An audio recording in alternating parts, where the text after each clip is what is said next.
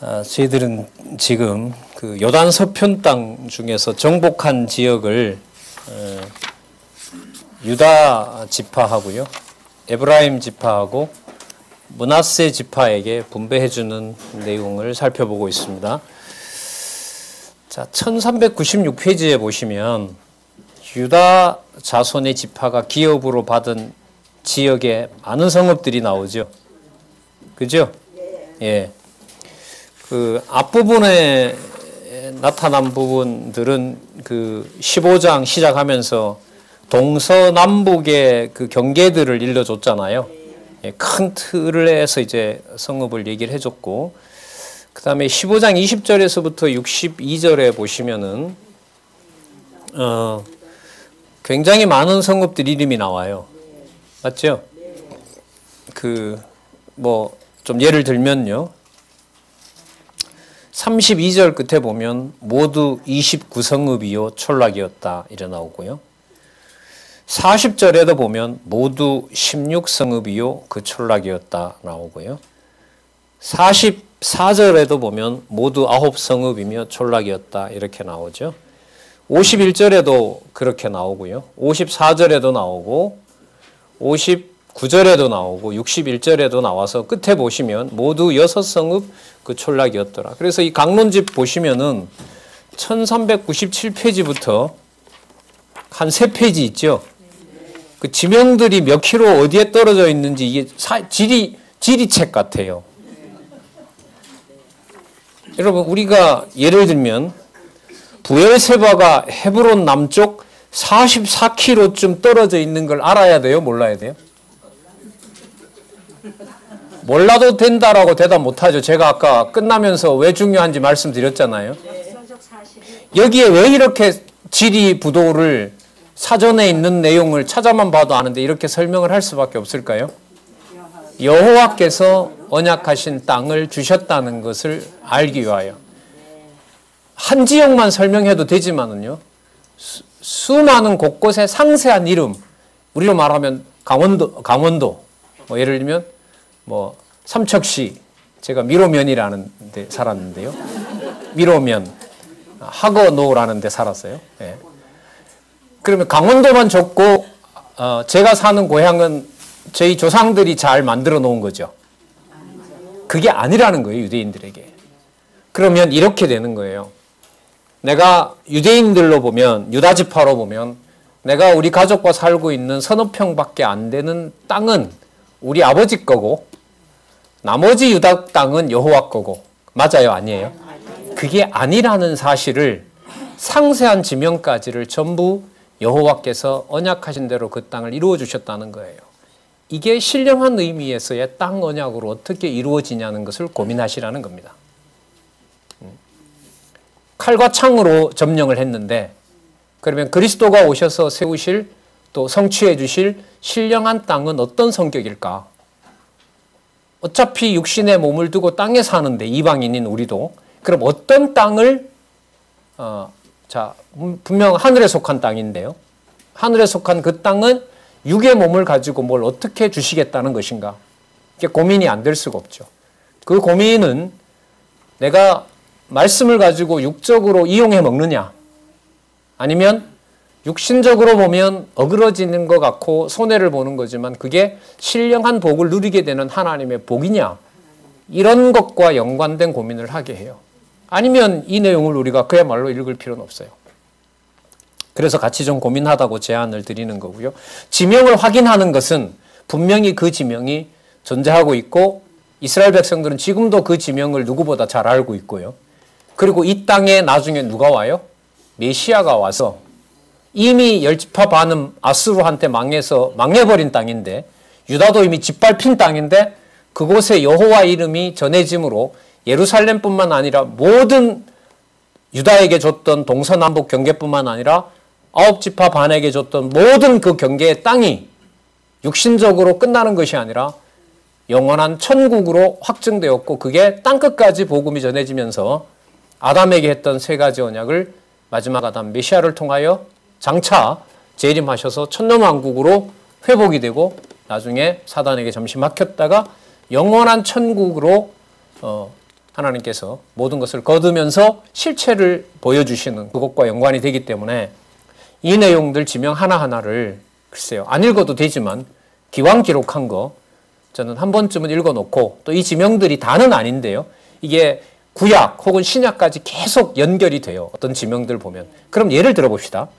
예수님께서 이 여부스 족속이 예루살렘을 지배하고 있거든요. 여부스 족속을 이제 갈렙이 치고 들어가는데, 그 땅에 여러분들 나중에 누가 오세요? 예수님 오시죠. 그 땅에 여러분 성전이 세워지죠. 다윗 왕궁이 선단 말이에요. 그걸 예수님이 가셔서 뭐라고 그래요? 저거 전부 가짜다. 성전은 헐어라. 그리고 그 왕국에 권세 있는 자들 헤롯궁 저거 전부 다 거짓 것들이다. 예수님께서 어떻게 해요? 여호와의 언약이 거기에 있지 않고 신령한 것에 있다는 걸로 어떻게 합니까? 진짜 다 뒤집어 엎어버리는 거죠. 그리고 여호와의 이름을 육에 속한 것이 아니라 신령한 하늘에 속한 복으로 소개를 하고 있단 말이죠. 제가 왜 이런 말씀을 드리냐 하면, 지금 본과에서 선지서가 지금 끝나가고 있고요. 그 다음에 이제 마태복음이 시작이 된단 말이에요. 마태복음 딱 시작을 하면 4장 끝부분에 가서 세례 요한이 회개하라 천국이 가까웠다라고 소개를 하고, 예수님께서는 5장부터 복 있는 자는 마음이 애통한 자는 복이 있나니 하면서 여러분들 복에 대한 선지자로서의 그 직임이 시작이 돼요. 그걸 예를 들면 지금 여호수아서나 우리가 살펴왔던 신명기나 지금 본과에서 하고 있는 선지서를 빼놓고 마태복음이 또 이렇게 시작되는구나. 그러면 진입을 완전히 잘못하는 일이 돼요. 그럼 이게 페이지가 이렇게 연결이 돼서 붙어 있는 게 별 의미가 없죠. 그냥 이걸 쓴 사람이 통일성이 있다는 걸 보여주기 위해서 그냥 페이지를 연결시켜 놓은 것밖에 안 되잖아요. 내용을 들어서 설명을 우리가 해야 되는 이런 고민이 모르겠어요. 저는 많이 생깁니다, 사실. 어느 것 하나라도 그리스도와 연관되지 않는다면 그리스도의 말이 틀리게 돼요. 모세의 글과 선지자의 글과 시편에서 나를 가리켜 기록한 것이 다 이루어져야 된다는 건데, 어떤 건 맞고 어떤 건 아니고 하면 예수님께서 구약 성경을 올판하신 거죠. 그 심각한 고민이에요, 이게. 이 모형과 실체의 아주 자연스러운 연결을 구약을 끝나가면서 그리스도와 연관을 못 짓기 때문에 문서설에 의해서 성경이 해체된 겁니다. 그러니까 여러분 지난번에 BBC 얘기 드렸잖아요. 여호수아처럼 죽인 그 신을 지금 기독교인들은 사랑의 하나님이라고 사도 바울이 거짓말한 걸 배우고 있다. 그건 문서설에 기반을 둔 거거든요. 그게 아니다. 그게 아니다. 그런 여호와가 아니다. 그러면 그렇게 많이 죽이면서 육신적으로 땅을 주는 그런 여호와가 아니라면 그럼 어떤 분이냐? 그건 여러분 성경의 내용을 통해서 오류 없이 정확하게 여러 개념들이 설명이 돼야 되겠죠. 그래서 여러분들이 페이지가 붙어 있는 게 저는 공부해 나가는 과정에서는 상당한 부담입니다. 상당한 부담이에요. 페이지만 만 몇 페이지까지 붙어 있는 것이 아니라 9,880페이지까지 강론집으로 보면 그런 고민 때문에 이런 지명들이 지명이 분명히 있던 건 맞던데 이 지명에 와서 예수님께서 어떻게 합니까? 다 해석을 달리하죠. 그래서 그 벳세다나 이런 그 갈릴리 3지역이 예수님을 그렇게 많은 표적을 행했는데도 예수님을 안 받아들이죠. 그러니까 나중에 남방 여왕 니느웨가 와서 오히려 내가 여호와라는 걸 전해줄 것이다. 그 말씀 거기 기록되어 있지 않으면 유대인들이 어떻게 알겠으며 이방인들이 어떻게 알겠어요? 아, 저렇게 시기 나게 하고 버렸구나. 그리고 그 주어지는 복은 유대인들이 쫓아갔던 저런 육신적이고 세상적인 게 아니라 하늘에 속한 거구나. 이걸 그리스도가 말씀하시는 천국 하나님 나라구나. 그런 어떤 감을 받을 수가 있습니다. 그래서 논리적 통일성을 의미 분석으로, 의미로 메시아를 통하여 언약하시고 여호와께서 그리스도로 성취하시는 그 내용에 대한 중요성을 다시 한번 말씀드렸습니다. 자, 1396페이지에 보면 여러분 유다지파 땅이 꽤 많죠. 다른 데 비해서 여러분들 유다 땅이 많아요. 특징 중에 하나가. 예, 유다 땅이 상당히 많습니다. 자, 그러니까 1400페이지에 보시면 15장 63절에 재밌는 말씀이 나옵니다. 예루살렘 거민 여부스 사람들을 유다 자손이 쫓아내지 못하였으므로 여부스 사람이 오늘까지 유다 자손과 함께 예루살렘에 거하니라. 나중에 사사기 가면요, 이 여부스 사람들과 통혼합니다. 그 다음에 솔로몬이 나중에 역군으로 쓰고요, 70년 바벨론 포로에 돌아왔을 때 여기 있던 이 원주민들하고 또 통혼이 일어납니다. 그래서 계속해서 메시아가 오실 때까지 이방인들로 보면 예루살렘에 거하는 기회가 되지만, 모형적인 유다로 보면 계속해서 혈통으로 보면 범죄하게 되는 일이 바로 이 사람들 때문에 일어나기도 합니다. 가까운 원인으로 보면. 이게 이제 그리스도가 와서 이제 다 정리가 되는 거죠. 네. 자, 그 다음 16장 1절에서부터 4절, 요셉의 자손인 므낫세와 에브라임이 받은 경계를 얘기를 해줍니다. 자, 에브라임은 여러분 아시는 대로 장자가 되죠. 그죠? 그래서 나중에 열지파 북쪽 이스라엘 갈 때도 에브라임을 중심으로 갑니다. 그래서 소선지서에 가면 에브라임을 사마리아 에브라임, 그것을 북쪽 이스라엘의 대표적인 이름으로 쓰게 되죠. 자, 그 다음에 넘겨보시면은요, 17장 1절에서부터 6절에 보면 므낫세 지파가 제비 뽑아 나눈 자손들의 분깃을 말합니다. 자, 아직 미정복지지만, 이건 정복지입니다. 정복지 일부를 일단 줍니다. 그러니까 정복지, 서쪽 땅의 정복지를 유다와 지금 누구에게 줬어요? 에브라임에게 줬고요. 또 므낫세, 또 반지파에게 줬던 거죠. 곧 지금 마지막을 얘기를 하고 있거든요. 4절에 보시면 17장 4절입니다. 여러분들 그 1402페이지에 보시면 그 17장 1절에서부터 6절 설명 그 본문 위에 보면 창세기 48장 20절 나오죠. 이 얘기를 여기서 왜 거론할까요? 언약하신 내용이 이루어졌다는 걸 확인해 주는 거예요. 창세기까지 가는 겁니다. 그 다음에 1403페이지에 가면 그 5번째 줄에 민수기 32장 39절 나오죠. 그 밑에 보시면 신명기 내용 나오죠. 신명기 3장 12절서부터 13절 나오죠. 그리고 밑에서 세 번째 줄에 보면 민수기 27장 6절에서부터 7절 나오죠. 이 구절이 왜 중요하냐 하면, 여기서 우연히 그냥 여호수아에게 달라고 하니까 므낫세에게 줬다, 이게 아니에요. 성경 계속해서 나오죠. 4절에 보세요. 4절. 그들이 제사장 17장 4절요. 그들이 제사장 엘르아살과 눈의 아들 여호수아와 방백들 앞에 나와서 말하기를, 잘 보세요. 여호와께서 모세에게 명하사, 무슨 뜻입니까? 약속한 것인데요, 이런 말이죠. 우리 형제 중에서 우리에게 기업을 주라 하셨다 하매 여호와의 명령을 따라 그들에게 기업을 그 아비 형제 중에서 주므로 요단 동편 땅 길르앗과 바산 외에 므낫세에게 10분깃이 돌아갔으니 므낫세의 여손들이 그 남은 여자들에게도 분배가 되죠. 그 남자손 중에서 기업을 얻은 까닭이요 길르앗 땅은 므낫세의 남은 자손에게 속하니라. 자, 17장 7절에서부터 13절에 보시면은요. 자, 여러분 재미있는 얘기 나옵니다. 그럼 아까 뒤에 나오니까 그때 얘기를 하고요.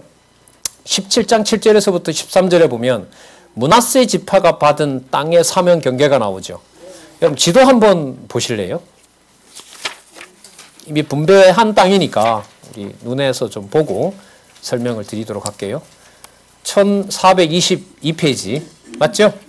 1412에 가시면 1422에 가시면 자, 여러분 므낫세 보여요? 오른쪽에도 있고 왼쪽에도 있죠. 그 사이에 이사갈이 있죠. 이 사이에 끼었다고 기억하세요. 므낫세 사이에 끼었으니까요. 이사갈이라. 모르겠어요. 전 그래 외워요. 좀 유치한 것까지 또 다 말씀드릴게요. 자, 여러분 이게 나중에 예수님께서 오셔서 갈릴리 주변으로 가서 복음을 전하는데 천국 복음을 전하잖아요. 유대인들은 이 수천 년 역사를 너무나 잘 알고 있어요.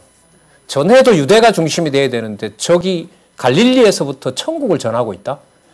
여러 번 봐도 저건 메시아가 아니에요. 육신적으로 보면. 그 예수님이 거기서 다른 말씀으로 다 바꿔놔버리죠. 아버지의 뜻이 무엇인지에 대해서 그야말로 천국의 비밀을 보여주시죠. 자, 거기 보시면 므낫세 밑에 뭐가 있어요? 에브라임 있죠. 서쪽에. 맞죠? 세겜은 므낫세 남쪽이지만 에브라임에서 가깝죠. 요 세겜 땅은 에브라임과 므낫세가 공유합니다. 지역이 겹쳐요. 어느 땅이 그렇냐 하면 여러분들 아까 여부수가 예루살렘이거든요. 거기에 그 땅을 아까 누구에게 줬어요? 유다에게 줬죠. 그 땅을 누구도 관리하냐면 베냐민도 관리합니다. 이게 땅이 겹쳐요. 그러니까 겹친다는 말은 소유권을 내 거다라고 할 수가 있어요, 없어요? 없어요. 없어요. 그러니까 경계를 네 거, 내 거가 아니라 그게 겹치도록 하고 겹친 지역만은 여호와께서 그 지역을 관리해야 돼요. 근데 그걸 옮겨서 야, 거기 봐라. 거기도 너네들끼리 막 바꾸지 않느냐. 므낫세도 살고 있고 예를 들면 유다도 살고 있고 베냐민도 살고 있지 않느냐. 우리도 그렇게 하겠다. 그러면 안 돼요. 그러면 말씀을 모르면 약속된 분배된 내용을 모르게 되면 저쪽도 그렇게 하니까 우리도 그렇게 하겠다. 이래 되면 이제 범죄가 되는 거죠. 그 일이 사사기서에 가면 사사기 끝부분에 그야말로 무슨 판이 돼버려요. 네. 그러면서 경계고 그러니까 원주민들에 의해서 땅도 빼앗길 뿐만 아니라 있는 땅도 서로 경계가 없어져 버려요. 그러니까 왕이 나타나지 않으면 도저히 불가능한 상황에다가 두고 여호와께서는 나이도왕을 준비하고 있다. 이렇게 보시면 돼요. 자, 그래서 그 말씀을 미리 드렸습니다. 그 에브라임은 누구 옆에 있어요? 베냐민 옆에 있죠. 그죠? 베냐민은 밑에 보시면 누구 옆에 있어요? 유다 옆에 있죠. 예. 그 다음에 유다 내에 보면 또 시므온이 있죠. 예. 시므온은 유다에 소속합니다. 이게 하도 드센 놈들이라 혼자 떨어뜨려 놓으면 자꾸 칼 가지고 나쁜 짓 하기 때문에 이 분배할 때 보면 어디에요? 유다 내에다가 유다 내에 있는 시므온 이렇게 못을 박아버려요. 레윗은 안 모아놓는다 그랬죠. 도피성에도 다 흩어버려요. 이게 전부요. 야곱이 12아들에게 했던 걸 따라서 분배가 돼요. 여러분 이게 그러면 나중에 그리스도에게 오셔서는 실체적으로 어떻게 이루어질까요?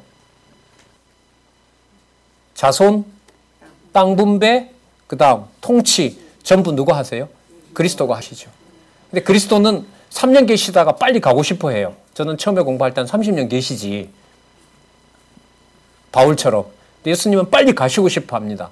확증은 해주고 그 일이 전 지역에 동시에 다 신령한 나라가 시공간을 초월해서 이루어지는 일은 당신이 그 몸 하나 가지고 갈릴리에서 설교하면서 요즘처럼 인터넷이 있는 것도 아니고 갈릴리에서 강론하는데 로마에서는 못 들어요. 맞죠?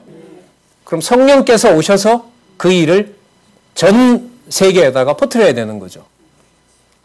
그래서 성령께서 오셔서 전하게 하고 쓰게 하고 전하게 하고 쓰게 하고 하는 일로 여러분 그 복음이 전해지게 되는 겁니다. 자, 무슨 말씀을 드리려고 했냐면 1404페이지에 오시면 므낫세 지파가 받은 땅의 사면 경계를 밝혀줍니다.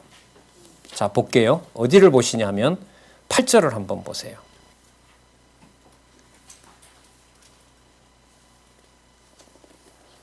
8절 답부와 땅은 므낫세에게 속하였으되 므낫세 경계에 있는 답부와 읍은 누구에게 속하였으며 지금 겹치잖아요. 이렇게. 예. 다 그런 거 아니에요. 이런 지역만 하나님이 정해 주신 거예요. 9절 중간에 보시면 므낫세의 성읍 중에 이 성읍들은 어디에 속해요? 에브라임에 속하였고 10절에 보면 그 남편은 에브라임에 속하였고 자 그렇게 겹칩니다. 11절에 보면 잘 보세요. 이사갈과 아셀에게도 므낫세에 뭐가 있어요? 그럼 그 지도 보시면 아까 여러분 이사갈이 어디 있다 그랬어요? 므낫세 사이에 끼어 있다 그랬죠. 그 지역이 또 겹치는 거예요. 자 12절 볼게요. 그러나 므낫세 자손이 그 성읍의 거민을 쫓아내지 못하매 가나안 사람이 결심하고 그 땅에 거하였더니 이스라엘 자손이 강성한 후에야 가나안 사람에게 사역을 시켰고 다 쫓아내지 아니하였더라. 그래 여러분 이게 사사기서의 배경이 돼요. 사사기서의 배경이 되고 나중에 다윗 왕이 와서 이 모든 걸 다 정리합니다. 그리고 정리하자 몇십 년 지나서 나라가 갈라지게 되고요. 갈라진 나라는 가서 또 이방인하고 통혼하게 되고요. 그러면서 모형적인 언약을 하나님이 접어가세요. 그럼 여호와 이름이 사라지는 거냐? 진짜 여호와 이름을 메시아를 통하여 보내줄 준비를, 그러니까 이런 거죠. 이렇게 이렇게 공과 애를 들여서 많은 힘을 들여서 세운 이 백성과 나라를 여호와께서 어떻게 해요? 다 멸해버려요. 다 멸해버리고 이방인에서 짓밟히게 하고. 근데 그게 성전까지 불에 타는 일이 벌어지는데 여호와의 이름이 사라진 것이 아니라 진짜 여호와의 이름으로 올 누구를요? 메시아를 준비하는 과정이었다는 거. 여러분 이 사실을 그리스도가 아실까요? 모를까요? 창세기는 아시고 출애굽기는 모르실까요? 웃기는 거 아니에요. 12살 때 그리스도의 총명함이 어떠했는지 누가복음에 나오지 않습니까? 성전에서 잃어버린 사건 올라가 보니까 희한한 거죠. 12살짜리가 앉아서 사두개인들과 특히 바리새인들과 율법사들과 앉아서 얘기를 했겠죠. 그럼 예수님이 성경을 풀 때 그게 모형이라고 안 풀었을까요? 그리고 메시아 옵니다. 메시아입니다. 모르겠어요. 나오진 않으니까 제가 메시아입니다. 그렇게 했다는 건 안 나오지만 신기하고 놀라는 일들이 벌어졌겠죠. 자, 너무나 잘 아시는 내용을 그리스도께서 하나도 떨어지지 않게 다 이루어 가시는 일로 이루어지죠. 자, 그런데 17장 4절에 보면 14절에 보시면 요셉 자손이 더 요구합니다. 왜 요구하냐면 모세가 우리에게 또 여호와께서 창세기에 보면 이게 500년 약속을 꺼내는 거예요. 야곱이 우리에게 준 복을 보면 땅 이것 가지고는 안 된다. 유다 너네들은 참 많이 가져간 것 같은데 유다가 분배받은 것처럼 우리 땅도 넓게 된다는 것을 요셉이 아버지를 야곱을 애굽에 모셔왔을 때 돌아가시면서 약속했던 내용에 보면 이 땅 이거보다가 훨씬 많게 되어 있다. 이것을 기억나게 합니다. 그러니까 여러분들 여기서 본문에 보면 창세기 49장을 소개하죠. 소개하지 않을 수가 없죠. 그 약속을 지금 여기서 이루어가고 있는 거니까. 자, 17장 14절 보겠습니다. 요셉 자손이 여호수아에게 말하여 가로되 여호와께서 지금까지 내게 복을 주심으로 내가 큰 민족이 되었거늘 자, 당신이 나의 기업을 위하여 한 제비 한 분깃만 내게 주시면 어찌미니까. 자, 여호수아가 딱 맞는 거예요. 그러니까 15절에 여호수아가 그들에게 이르되 내가 큰 민족이 되므로 에브라임 산지가 내게 너무 좁을진데 브리스 사람과 르바임의 산 땅 삼림에 올라가서 스스로 개척하라. 자, 가서 이 스스로가요, 너 힘을 다하라 이게 아니라요. 너 힘을 다하라가 아니라 거기에 모든 것을 투자하고 신경을 쓰고 여러분들 왜 이런 말씀 있죠. 마음과 정성과 뜻을 다하여 너의 하나님을 사랑하고 이런 말씀 나오죠. 그 자기의 어떤 목숨까지 열정을 들여서 하나님을 사랑하라라고 하는 말씀이 있죠. 그런 어원하고 똑같아요. 이게 스스로가 너 멋대로 하라 이게 아니에요. 자, 왜 그런 말씀을 하냐 하면은요. 16절 끝에 보시면은 16절을 제가 읽어볼게요. 요셉 자손이 가로되 그 산지는 우리에게 넉넉지도 못하고 골짜기 땅에 거하는 가나안 사람에게는 베스안과 그 향리에 거하는 자든지 이스라엘 골짜기에 거하는 다든지 다 뭐가 있어요? 이 철병거가 있는 거예요. 그러니까 점령하기가 쉬워요, 어려워요? 그러니까 그런 의미에서 힘든 줄은 아지만 저 땅을 하나님께서 너희들에게 주시기로 한 거니까 거기에 가서 정복 전쟁을 하라라고 여호수아가 얘기하는 거예요. 여호수아가 말한 것이 아니라 가만 보니까 여호와께서 약속했거든요. 근데 달라는 땅에 보니까 아까 여부스 족속에 아낙 자손이 있는 것처럼 지금 달라고 하는 에브라임의 땅도 보니까 뭐 하기가 어려워요? 정복하기가 어려운 거죠. 그러나 여호와께서 이미 주기로 한 거죠. 여러분 뭐하고 대조가 돼요? 가데스 바니아에서 그 거인들을 앞에 놓고 벌벌 떨고 못 가겠다고 했던 것하고 달리 언약하신 대로 동쪽 땅을 주고 서쪽 땅 일부도 준 것을 보고 반드시 여호와께서 뭐 하신다? 싸우시고 땅을 주시겠다고 했기 때문에 여호수아도 강하게 권면을 할 수밖에 없는 거죠. 이제까지 저것들이 강하다고 해서 막을 수 있었던 게 아니다. 여호와께서 뭐 하셨다? 다 주신 것이다. 여호와 경외하는 목적으로 지금 그런 걸 전제로 하고 얘기를 하고 있습니다. 17절 더 볼게요. 여호수아가 다시 요셉 족속 곧 에브라임과 므낫세에게 이르러 가라사대. 그래서 여러분 지도 보시면 므낫세 땅 되게 크죠. 맞죠? 예, 므낫세 땅 크고 에브라임도 비교적 큽니다. 유다보다가도 크고요. 단보다가도 크고. 자, 볼게요. 17절요. 여호수아가 다시 요셉의 족속 곧 에브라임과 므낫세에게 이르러 가라사대 너는 큰 민족이요 큰 권능이 있은즉 한 분깃만 가질 것이 아니라 그 산지도 내 것이 되리니 비록 살림이라도 내가 개척하라. 그 끝까지 내 것이 되리라. 가나안 사람이 비록 철병거를 가졌고 강할지라도 네가 능히 뭐하리라? 쫓아내리라. 자, 두 지파 반에게 정복한 땅을 분배했죠. 근데 아직 7지파에게는 분배 안 했죠. 그래서 18장에서부터 19장까지 그 땅도 여호와께서 반드시 주실 것이라는 확신을 가지고 제비 뽑아서 이미 분배를 하는 겁니다. 자, 레위지파를 제외하고 미정복제 지도를 그려오라고 얘기를 합니다. 18장 1절 이스라엘 자손의 온 회중이 실로에 모여서 거기 회막을 세웠으니 그 땅이 이미 그들 앞에 돌아와 복종하였으니 실로는 여러분 에브라임 땅입니다. 2절 이스라엘 자손 중에 그 기업의 분배를 얻지 못한 자가 오히려 7지파라.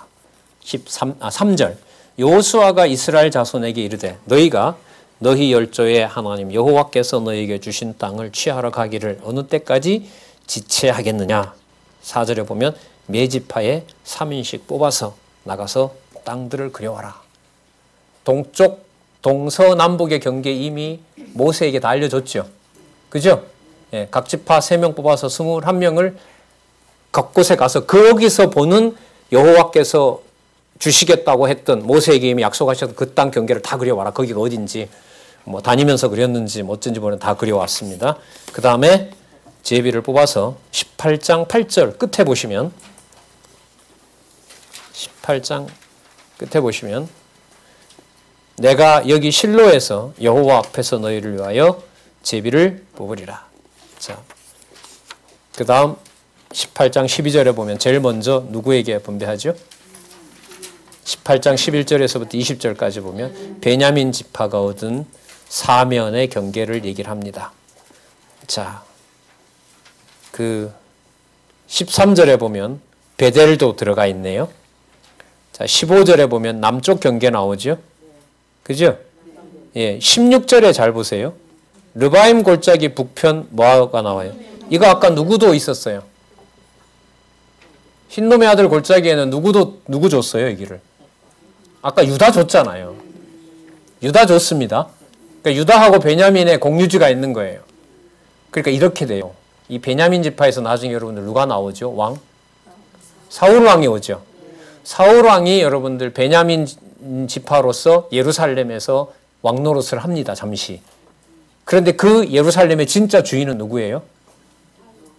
유다 지파에서 올 다윗인 거죠.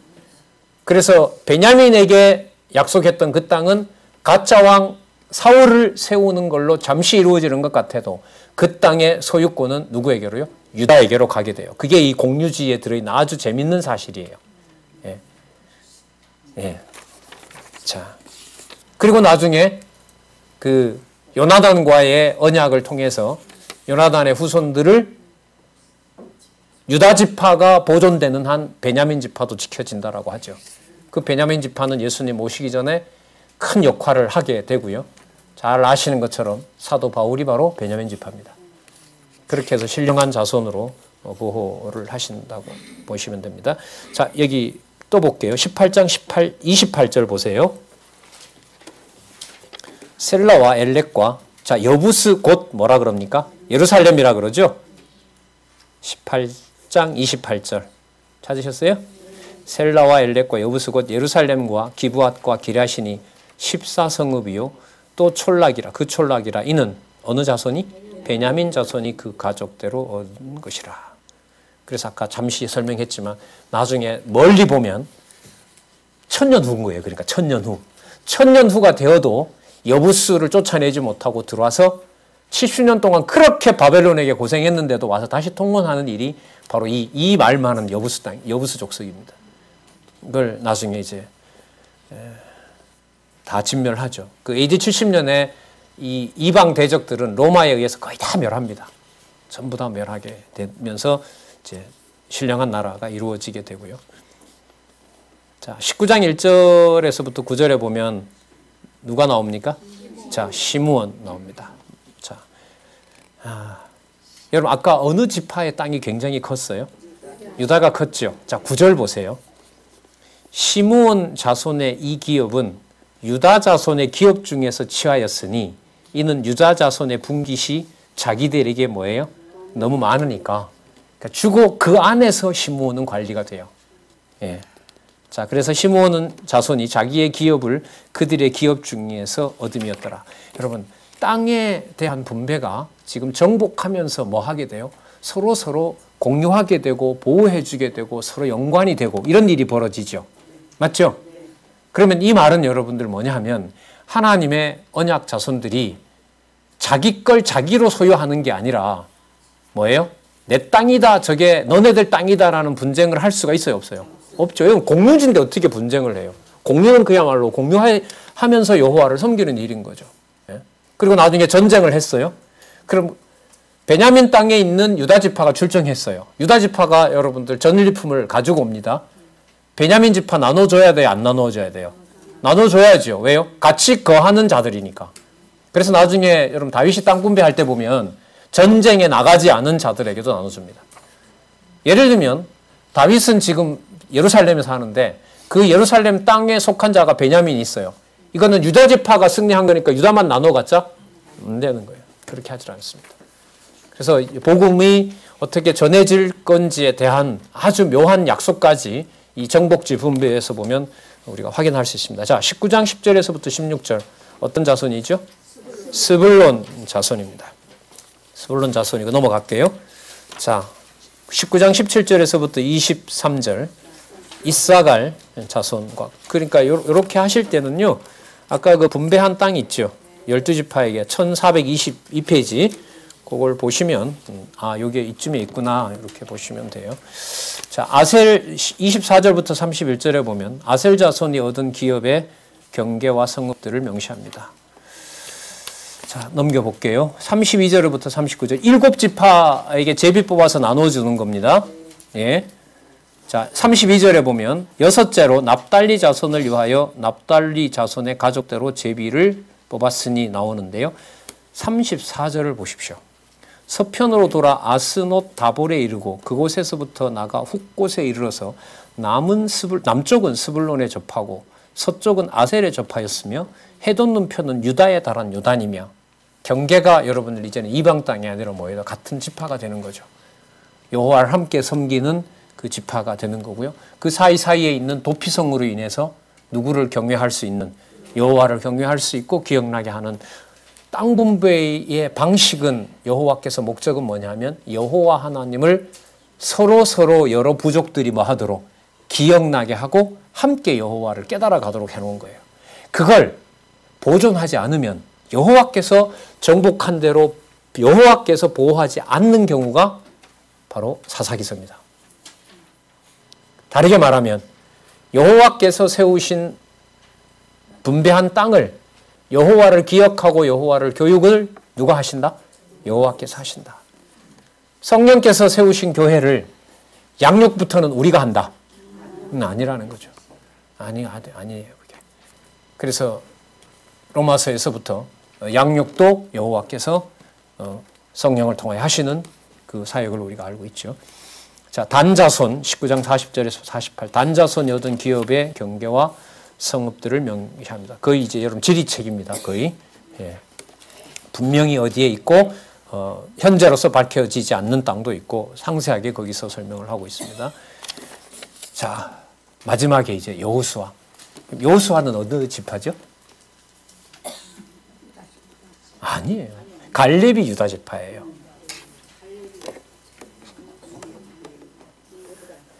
레위요? 레위는 땅 분배 못 받아요.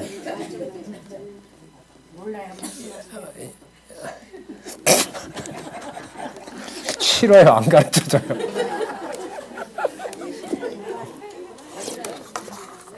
자, 19장 49절 보겠습니다. 그러니까 이게 예습을 안 하시는 거야. 예습을 안 하시는 거라고. 예.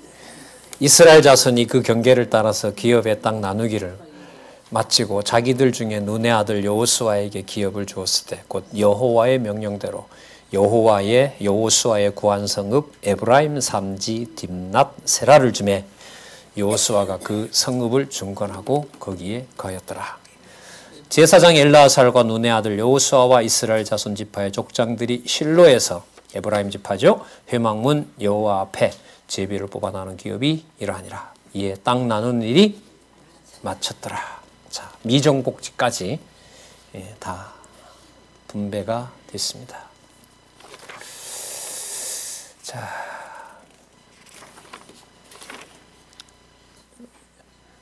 여러분 그 1422페이지 있죠? 1422페이지 지도에 보시면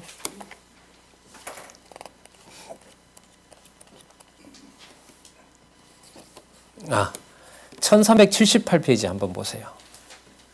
지도를 뭐 활용할 수밖에 없네요. 어쨌든 이렇게 이 저자도 이 지명들 여러분 아까 상당히 많이 나오죠. 그걸 한눈에 볼 수 있도록 하는 게 뭐예요? 지도잖아요. 그러니까 지도를 여기서 안내를 안 할 수가 없죠. 자, 1378페이지에 보시면 여러분 그 세겜이라고 있어요? 네. 보이세요? 네. 가나안 정복했던 방향으로 그 화살표가 있잖아요. 그죠? 예, 화살표가 있는데 거기 보면 세겜이 있어요. 원래 이 세겜은요, 원래 그 브리스 족속의 땅이었어요.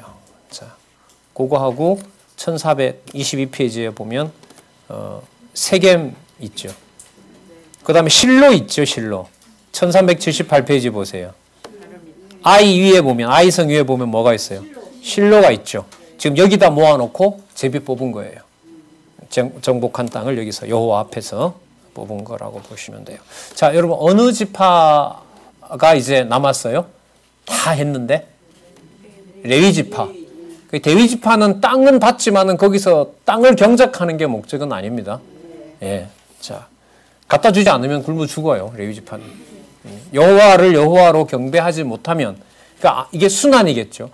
여호와를 경외하도록 레위 지파가 잘 가르치고 또 재판도 잘하고 도피성 관리도 잘하고 그렇게 정상적으로 되게 되면 이스라엘 나머지 지파들도 여호와를 잘 섬기게 되고요. 여호와 백성들이 지키지 않게 되면 레위 지파도 마음은 있지만 여호와 앞에 어떤 제사도 드릴 수가 없고요. 또 백성들이 잘한다 하더라도 레위 지파가 부패하면 그것도 안 되는 거고요. 둘 다 부패하게 되면 다 망해가는 거고요. 무슨 말인지 아시겠어요? 그럼 누가 정복하셨고 누가 보호해 주셔야 돼요? 여호와께서. 그걸 여호와께서 해주신다는 거예요. 네? 이스라엘 백성들이 하나님 잘 섬겨도 레위가 받아서 착복하고 그걸 자기 멋대로 쓰게 되면 그것도 어그러지는 거고요. 둘 다 범죄하게 되면 다 끝나는 거고요. 그게 여러분들 복과 저주 언약이에요. 그러니까 여호와께서 복을 유지하시겠다는 말은 뭐냐면 이스라엘 분배받은 땅도 농사나 여러분 목축을 해서 제대로 들어지게 되고 레위 지파에게 제대로 가져오게 되면 정상적인 그야말로 하나님을 기억하고 하는 하나님께 화목제물, 번제로부터 해서 화목제물 하나님 기뻐하시는 제사가 이루어지게 되면 복이 되는 거지만, 자, 둘 다 관심도 없고 지파도 그렇고 레위 지파도 그렇고 그 다음에 레위 지파는 잘하려고 하는데 무슨 재물이 있어야 하죠. 그리고 이스라엘 지파는 믿고 맡겼는데 레위 지파가 그 누구의 아들이죠. 나중에 그 사무엘 시대 때 보면 사무엘 앞에 제사장 누가 있었죠. 목이 부러져 죽은 사람. 엘리의 아들들처럼 갈고리 가지고 좋은 거 자기가 다 먹어버리면 그것도 다 망쳐지게 되는 거란 말이죠. 그러니까 여호와께서 정복하셨고 여호와께서 그 땅을 보호해 주지 않으면, 또 다르게 말하면 반드시 여호와의 이름을 여호와가 보존하신다는 것을 우리가 여기서 레위 지파 분배에서 미리 좀 설명을 해볼 수가 있습니다. 자, 20장 1절에서부터 6절요. 1421페이지. 도피성을 세워 부지 중에 오살한 자를 살리라고 명하십니다. 도피성 관리 레위 지파가 하도록 하죠. 자, 그래서 요단 동편 땅과 서편 땅에 그 지도를 딱 정확한 자리에 그려주셨네요. 1425페이지에 보시면 나오네요. 그죠? 1425페이지 6개의 도피성 나오죠? 골난, 라못, 베셀. 곤란의 그 여러분들 물음표 있는 것은 설명이 정확하지 않기 때문에 지금 확인할 수 없는 거죠. 자, 그 다음 왼쪽에 볼까요? 저 북쪽에 게데스. 그죠? 그 다음 세겜. 그 다음 헤브론. 네. 게데스는 여러분 납달리 땅이에요. 납달리가 저기 북쪽이거든요. 그 다음에 세겜은 아까 여러분들 누구에게 있다 그랬죠? 므낫세에게 속하고 에브라임도 같이 속한 지역이죠. 그 다음에 헤브론은 여러분 누구죠? 유다에게 그렇게 나눠져 있습니다. 게데스가 가데스하고 달라요? 다르죠. 예, 또 다릅니다. 거기는. 자, 그 다음에요. 자, 여러분 여기 중요한 사실이 하나 있는데요. 1424페이지에 가보시기 바랍니다. 1424페이지에 가시면 자, 도피성 설명에 대한 신학적 해석까지 한번 가볼게요. 여기 잘 안내를 잘하고 있습니다. 1424페이지 마지막 단락.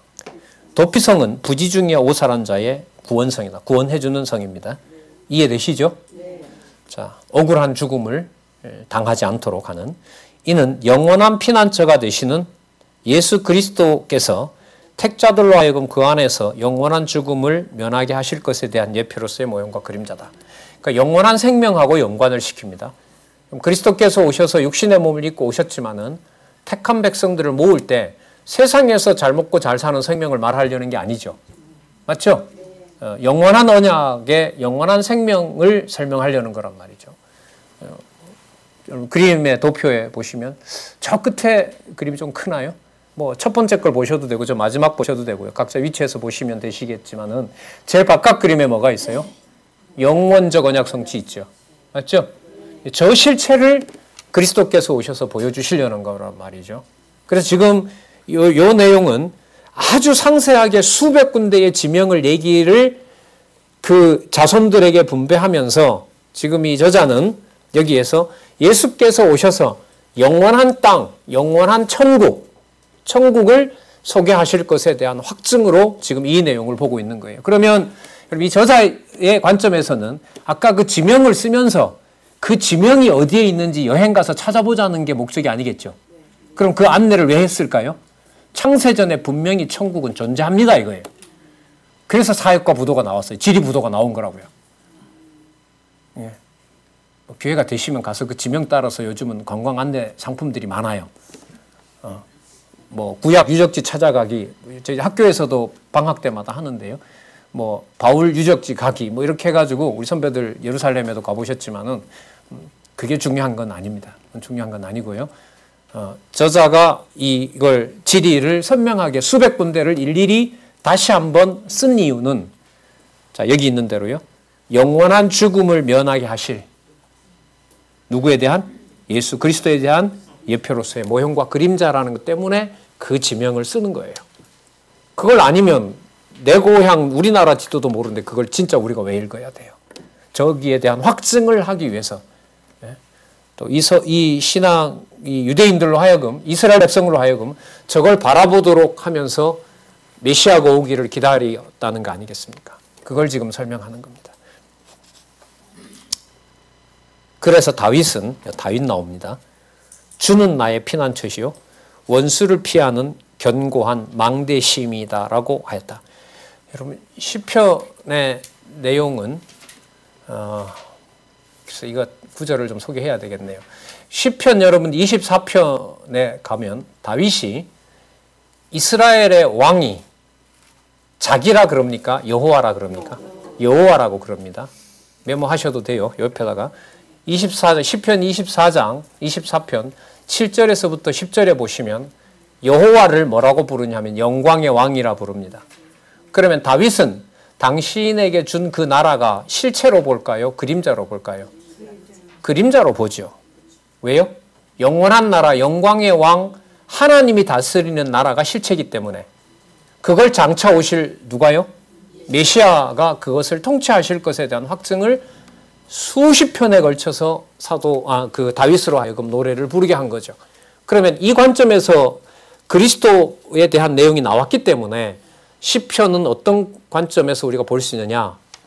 다윗으로 하여금 이루어진 나라를 통해서 언약대로 이루심으로 우리 이 나라는 그림자이고 장차 영광의 왕으로 오시는 여호와께서 무슨 나라요? 유대 나라가 아니라 킹덤 오브 헤븐, 천국 하나님 나라를 세워주실, 누가 왕 되시는?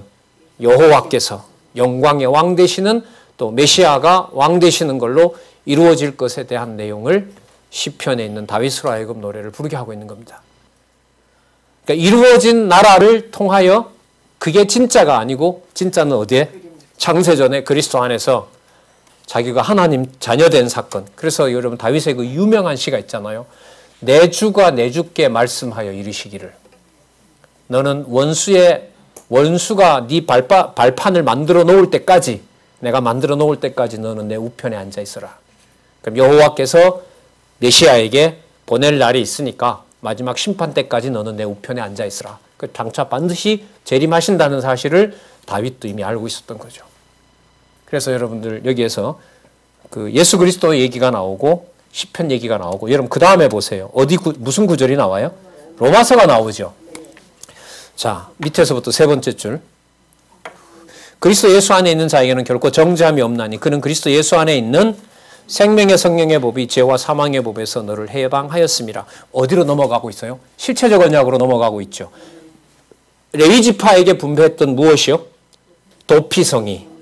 그래서 이런 부분들이 이제 성경 전체로, 마치 이 저자가 처음에 소개를 할 때 그런 얘기했죠. 마태복음 1장 1절을 보면서 창세기가 보이고 계시록이 보였던 그 관통하는 방식이 구약 성경 강론집에 너무너무 많이 나오는 거예요. 지금 잘 보세요. 어디에 내용을 얘기를 해요? 땅 언약 얘기하면서 어디로 가고 있어요? 시편으로 가고 있고요. 시편에 다윗이 기다렸던 나라는 어떤 나라다? 영원한 생명의, 죄와 사망의 법을 이기는 생명의 성령의 법인 그리스도의 나라로 가는 거죠. 그러면 마태복음에서 창세기 보고 계시록 보는 거나, 여호수아에게 분배해준 땅 레위지파의 도피성을 보면서 다윗 왕이 이루어질 나라, 그리고 그 나라가 실체가 아니고 모형이고 장차 누가 오셔서 다스릴? 그렇죠. 이게 지금 연결이 되고 있는 거예요. 이런 부분들이 이 여호수아 끝부분에 가면 약간은 설교집에 감동이 몰려오는 그런 문구가 뒤에 보면 나와요. 그건 다음에 나올 때 말씀을 드리도록 할게요. 자, 잠시 정리를 할게요. 자, 21장 1절에서부터 3절. 레위 족장들 요구대로 거할 성읍과, 그리고 여러분들 가축 가져오잖아요. 그럼 그거 누가 길러야 되잖아요. 그걸 자기네들 제사하는데 그걸 언제 길러요? 자기네들은 여호와를 섬겨야 되는데. 그걸 이제 목부, 그러니까 목축업을 할 그 인부들, 그 목부를 허락해 달라고 하는 내용이 그 다음 내용에 나타납니다. 그 다음에 21장 4절에서부터 8절에 보면 레위 자손이 제비를 뽑아 네 성읍들을 명시합니다. 크게 보면 세 그룹이죠. 그 레위 자손들이 크게 셋으로 나눠지죠. 4절에 보면 그핫 자손 나오죠. 6절에 보면 누가 나오죠? 게르손 나오죠. 7절에 보면 뭐가 나와요? 무라리. 이들에게 나누어서 자기네들 땅을 분배하도록 하시는 겁니다. 그 다음 21장 9절에서부터 19절에 보면 아론 자손, 여긴 대제사장 지파죠. 아론 자손에게 제비 뽑아준 성읍들과 들을 명시합니다. 그 아까가 아니고요. 뒤에 여러분들 분배된 땅 나오죠. 1434페이지. 자, 그러니까 1434페이지라는 말은 어디에다가 적어 놓으시면 되냐 하면 레위 지파에게 분배한다는 말씀 나오죠. 1421페이지. 1421페이지. 레위인에게 분배한다는 옆에다가 1, 4, 3, 4 지도 이렇게 해 놓으시면 한눈에 딱 볼 수가 있습니다. 지금 그 분배되는 내용을 소개하고 있으니까요. 자, 그래서 41절. 그래서 41절. 레위 사람의 이스라엘 자손의 기업 중에서 얻은 성읍이 모두 몇 성읍이라? 21장 41절. 레위 사람의 이스라엘 자손의 기업 중에서 얻은 성읍이 모두 48성읍이요. 또 그 들이라. 이 각 성읍에 사면에 들이 있었고 모든 성읍이 다 그라하였더라. 자, 그러면 두 지파 반 동편에 또 이미 정복한 두 지파 반 거 주고, 아직 정복하지 않은 7지파 반 주고, 또 레위 지파까지 48성읍 다 주고, 뭐가 다 끝났어요? 예, 여러분 누가 정복하게 해서 누가 분배하신 거예요? 여호와께서. 그럼 여호와를 경외하고 깨닫게 하고 경외하게 하시는 여호와의 목적, 계시의 목적이 이루어진 거죠. 43절, 45절은 식사하시고 22장으로 가는 연결고리를 위해서 남겨놓고